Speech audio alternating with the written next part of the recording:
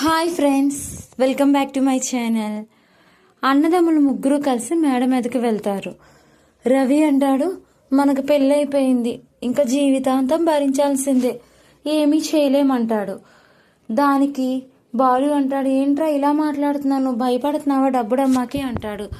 ఇంకేం చేస్తామన్నయ్య, అది భయం కాదు, అదొక రకమైంది అంటాడు. మనోజ్ అంటాడు, ఆ మాటకొస్తే అందరూ అలాగే ఉన్నారా, మీ డబ్బుడమ్మ కూడా అలాగే ఉందేరా అని అంటాడు బాలు.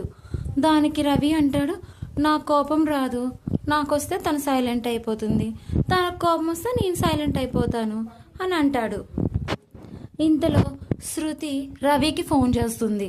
ఇంకా వచ్చి పడుకోవా, మీ పెద్దన్నయ్యకైతే ఉద్యోగం లేదు, నీకు ఉద్యోగం ఉంది కదా, వచ్చి పడుకో అంటాడు. రోహిణి మనోజ్కు ఫోన్ చేస్తుంది. రా మనోజ్, ఎక్కడున్నావు, నాకు రూమ్లో బోర్ కొడుతుంది, ఒక్కదాన్నే ఉన్నాను, రా మనోజ్ అంటుంది.